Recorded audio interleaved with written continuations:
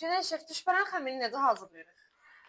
Bugünkü gün biz düşbərən xəmirinə 1 ədəd yumurta, yəni ölçüyə görə yarım çay qaşığı duz, 2 xörək qaşığı duru yağ, stakan yarım su vurmuşuq və nə qədər un apardı. Təxmini 3-4 stəkan civarında bərk xəmir alınana qədər xəmir hazırlayırıq. Yəni belə.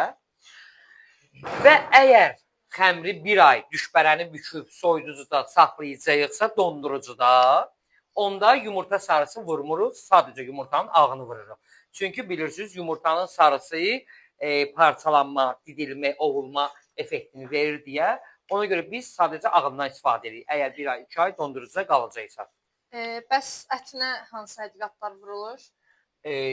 Qayda-qanuna görə düşbərən əti sadəcə ət, yağlı ətdir, soğandır, duz, istiyotdur. Başqa bir şey qatılmır. Nanə qatmaq oje düzgün deyil. Nanə əti düşbərənin içində qaraldır. Ona görə nanəni bişəndə üzərinə vurulur. Suyu necə hazırlanır? Suyuna nələr vurulur? Suyu, yəni bulyondan istifadə edə bilərik. Hansısa bir ətin sümüklərin qaynanmış bulyonundan istifadə edə bilərik. Ya da ki, sadəcə qaynar su qoyuruq, azca sarı kök, duz atırıq ona. Zövqə görə bu bulyonlardan əlavə edə bilərik, quru bulyonlardan. Bişdikdən də sonra üzərinə quru nanə əlavə edirik, nuş olsun. Yaxşı, şefim, neçə dəqiqə bişirilir təxminən?